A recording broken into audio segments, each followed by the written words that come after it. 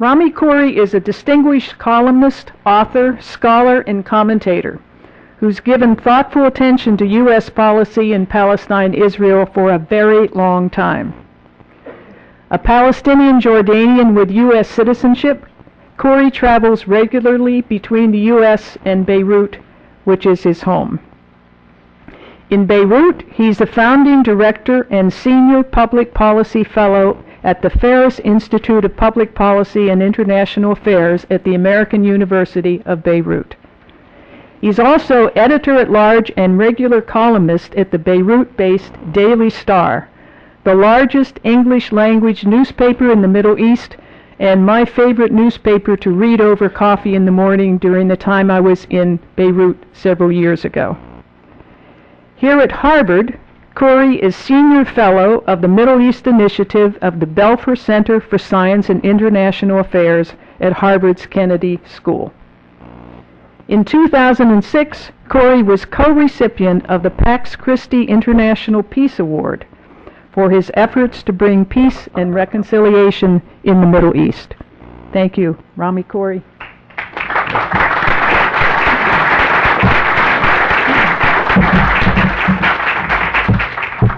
Thank you very much for that introduction, and thank you for inviting me, and thank you most of all for all the good work you do.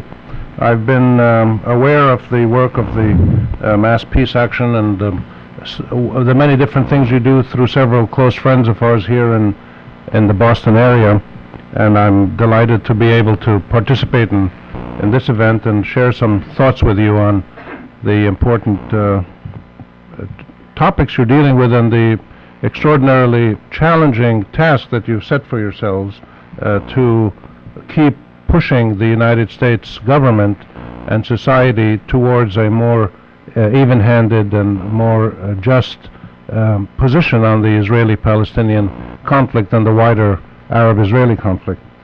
So I will talk a little bit about my perspective, and the other speakers will talk in detail about the areas where their expertise is much more than mine.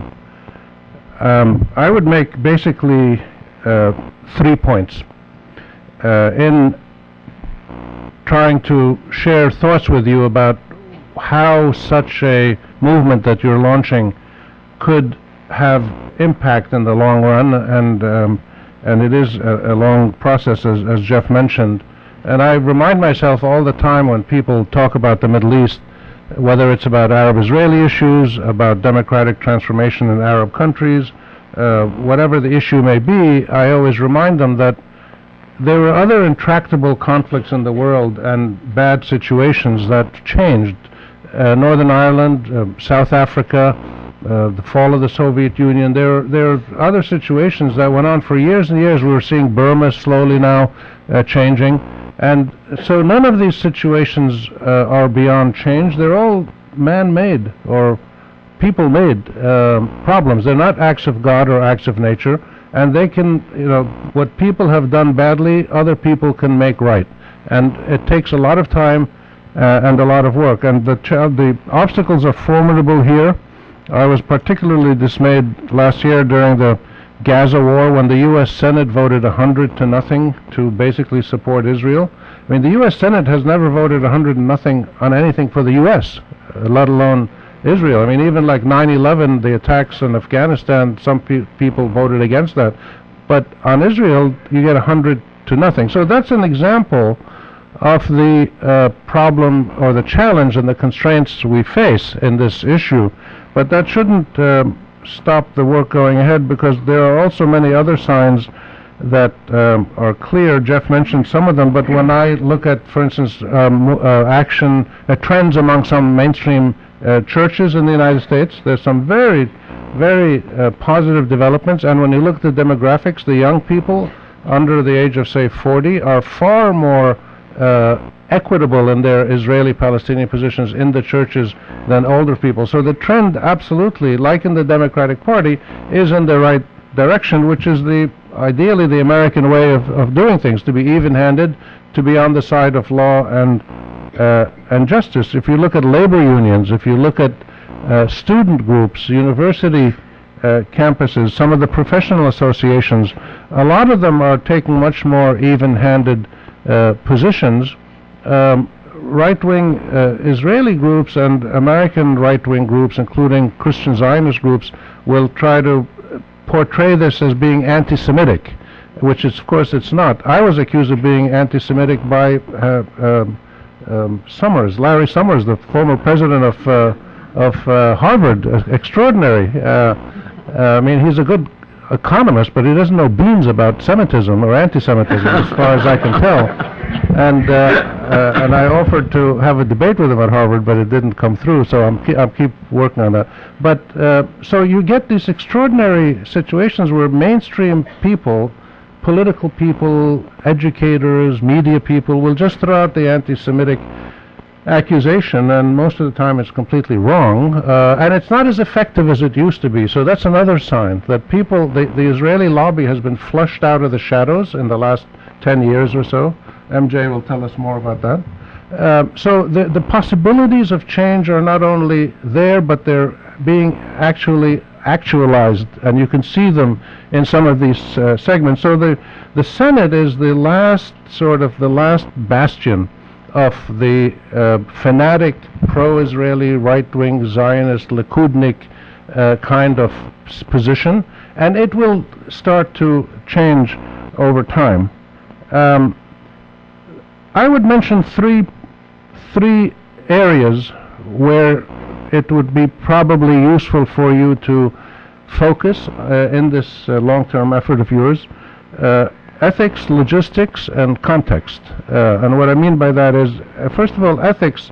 The place where progress will be made is that place where ethics, law, and justice converge. And there's not a lot of those places, but where law, justice, and ethics come together, there's an opportunity to move this process forward, to get more Americans, officials and others, media people, whatever, taking a more equitable position, a more even-handed position. We know among public opinion in the United States from polling and other things that the Americans are pretty fair people. They want the U.S. government to be even-handed. They want the U.S. government to help mediate a peace. In the abstract, they want the U.S. to treat both sides fairly. In practice, that positive sentiment among the public doesn't get translated into policy, because the policymakers in the Senate and the House in Washington are subjected to different pressures. And I think the law can probably be used more efficiently in the next phase to challenge some of these positions that are actually sometimes against American law, such as foreign aid and human rights issues, things of that nature. I think there's a whole body of international law about Geneva Conventions, occupation, refugee rights, that has never been used very seriously in the United States, partly because there's a chauvinism among people in Washington that says, well, we're above international law, that what matters is what we want, and so the U.S. doesn't go with the International Criminal Court, and it ignores other things. But I believe that there is still an opportunity to use the law and the institutions of the law more effectively in some cases, so that convergence of the sense of justice and legal requirements and the sense of positive ethics among the American people, where those come together is where there is the opportunity to push ahead. The second point is context.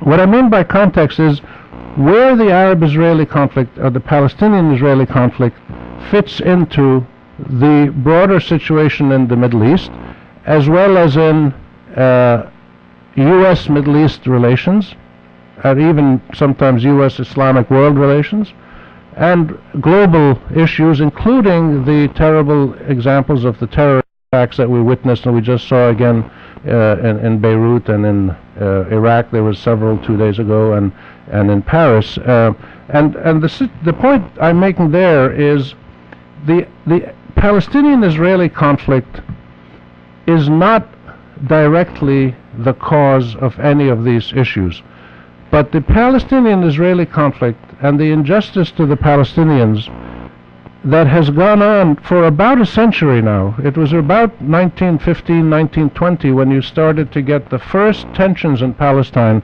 between immigrant Zionist immigrants coming to Palestine and settling, and where the early Zionist movement of the 1890s started to slowly bring small numbers of Zionists from Russia and Europe, well before Nazism. So this is the Nazism accelerated the problem, but the essential conflict started before Nazism, and you had the first clashes in Palestine in 1915, 1917, in that period, and that's a century ago. So what we have here is 100 years war that continues, and many people in the Arab world see this as the living, see the Palestinian condition of refugeehood, exile, occupation, disenfranchisement, subjugation, siege, all the annexation, all the terrible things that Israel is doing to Palestinians in different forms. Many people in the Middle East and the world see this as the last active manifestation of 19th century European colonialism. The Israelis, of course, dispute this, and they don't like to hear things like this, but I don't think they can avoid it, because this is how a lot of people see this, and therefore it needs to be ended. And this long-lasting contest, or this battle, this war between Zionism and Palestinian Arabism, indirectly impacts almost all the negative trends in the Middle East. And I think people need to understand why resolving the Palestinian-Israeli conflict equitably for both sides is probably the single most important step that can be done to achieve the 2 or 3 most important issues that all of us want to see achieved in the Middle East, which is less autocratic and more democratic governments in Arab countries, more sustainable socio-economic development, better relationships between the people of the Middle East, the Arab world, and the wider Islamic world with the United States, and reducing the threat of terror. In all 4 of those areas, indirectly, resolving the Palestinian-Israeli conflict is probably the single most effective step that can be taken.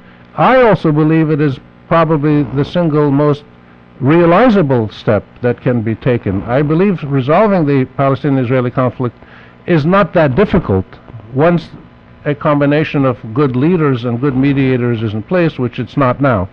So the context of how the Palestine-Israel issue fits into the region and the Middle East region's relations with the world, especially the United States, is very important for politicians and media people and other opinion influencers to grasp. You have a lot of tensions on campuses, university campuses in the United States, because of Palestine.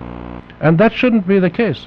The university campuses should be addressing Palestine, Israel, like they addressed Vietnam, like they addressed apartheid. I remember I was a student at Syracuse University starting in 1966. I remember the tail end of the civil rights movement. Well, actually, civil rights movement's still going on in many cases, but I remember the 60s. I remember the beginning of the whole Vietnam, Cambodia demonstrations, all the movements for justice and peace for Hispanics, for women, for all of the different social movements that went on. And these were things that started slowly and took a long time to gather steam, but then they did eventually, and they changed things. So what's going on in university campuses today is very unusual in the tradition of American higher education, where mostly universities are liberal or progressive or intellectual or based on reason and fact. But now you have a lot of tensions in universities because of students for justice in Palestine, or the Hillel controversies, or the different things related to Arab-Israeli issues, and this is very un-American, and it's a danger to the American system of higher education. In some cases, it creates negative atmospheres and hurts these institutions. So that's just another example of how indirectly this Israel-Palestine Zionist Arabist conflict impacts far beyond just the people who were there. So resolving the Arab-Israeli conflict justly, equitably, on the basis of international rule of law is an imperative for those two people, but it is an imperative for so many other dimensions of life. The autocratic, dictatorial leaders, the military rulers who have governed the Arab world since the 1950s, more or less, most of them came into power claiming that they were the only people who were able to run these Arab countries to check the Israeli threat, starting in the late 40s and early 50s in Egypt and in Iraq and in Syria. Fighting Israel was one of the main rationales that Arab dictators used to grab power and to maintain it.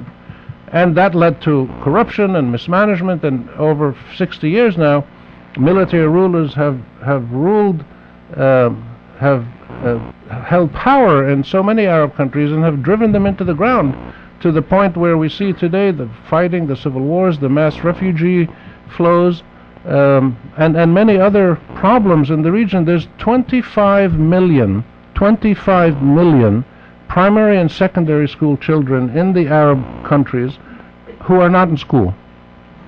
And of the others who are in school, about 40 to 45% of primary and secondary school children in Arab public schools, about 40 to 45% are not able to read and write and do basic mathematics.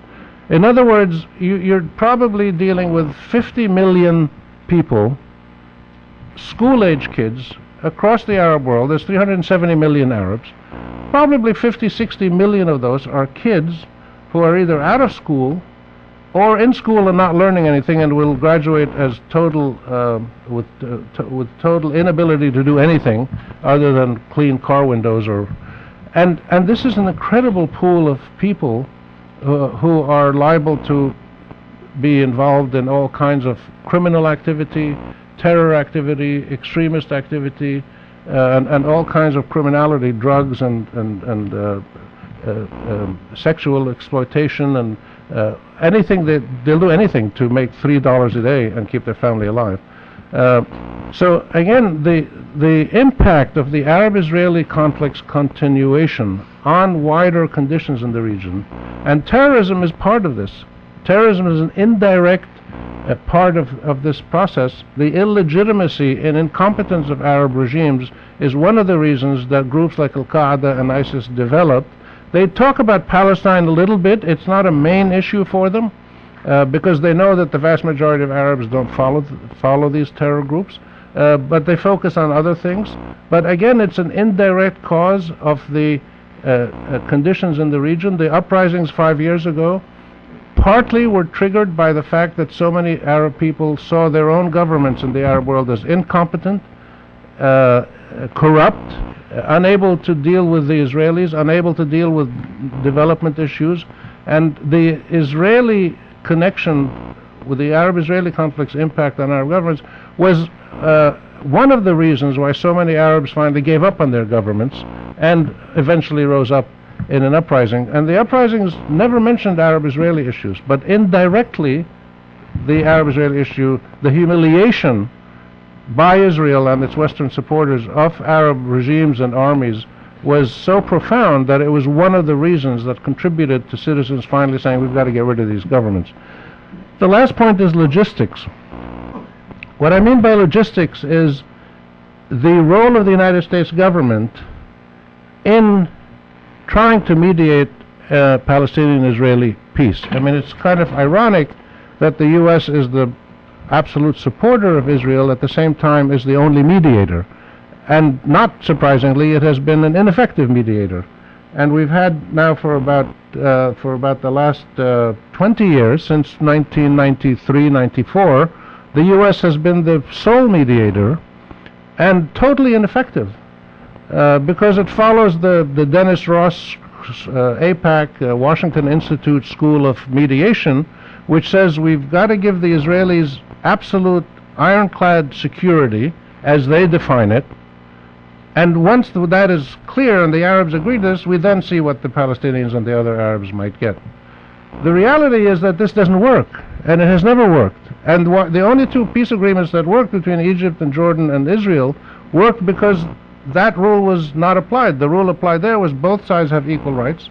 They have to be achieved simultaneously, and any negotiations about demilitarized zones or something like that would be mutually agreed.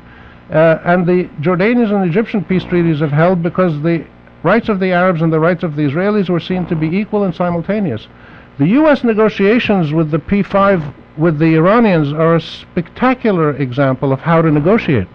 And I think one of the things that you should push in this campaign is to get the Americans to learn from the Iranian success and apply that same process to Israeli-Palestinian negotiations. In other words, negotiate with a group of other powerful countries using international legal norms as the guidelines, which happened in Iran, and then negotiating so that both sides put their main points on the table and negotiate together so that they both make concessions, but they both get their bottom line. Iran's agreement was spectacular and successful because it was equitable to both sides, anchored in law, and implemented through a multinational process. And you had the usual nonsense from Washington about threats, and the military thing is never off the table, and we don't trust you, but most of that was verbiage.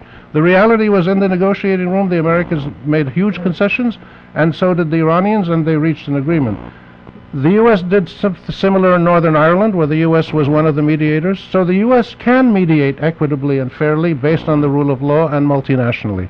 And that should be one of the main requirements for a campaign to move American involvement forward in mediating a Palestinian-Israeli peace. So I've used my time. Those are the main points I wanted to make, and we can talk about other things later. Thank you very much.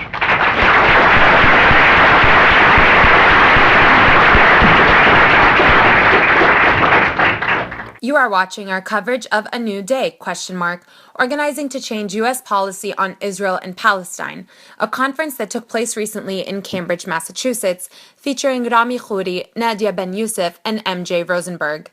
Stay tuned, we'll be back with more after this short program ID.